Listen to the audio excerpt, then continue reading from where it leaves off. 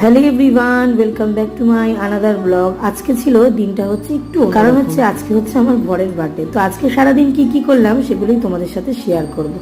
প্রথমে হচ্ছে ঠাকুরকে আমি পুজো দিয়ে দিয়েছিলাম, তারপরে হচ্ছে রুসারুবেল এরকম যেখানে আমার ফুল ফুটেছিল বাগানে সেখান থেকে ফুল এনে ঠাকুরকে দিয়ে দিল। আর লাঞ্চে ছিল এঁচোড় চিংড়ি আর চিকেন আর হচ্ছে রাইস। তারপর একটুখানি বিকালবেলা প্রত্যেকবারের মতো আমরা সেরকম সেলিব্রেশন করব। তো কেক আনতে সেখানে ডিজাইন কাজের জন্য পাওয়া যায়, টাইমে অফিস থাকে, ছুটি সেরকম থাকে না।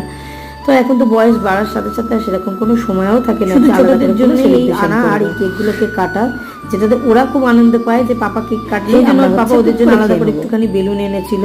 আর এই কেকটা কেটেই জাস্ট আমাদের আজকের দিনটা সেলিব্রেশন হলো খুব ছোট্ট করে। তারপর মিশরগুলোর পাপার জন্য একটা কার্ড এঁকেছিল হাতে করা, একটুখানি ড্রয়িং করে হ্যাপি বার্থডে লিখে ওর পাপাকে একটুখানি সারপ্রাইজ। ওর পাপা পেয়ে তো ভীষণ খুশি, আর আমারও খুব ভালো লাগলো। আর রাতের ডিনারে ছিল হচ্ছে বিরিয়ানি।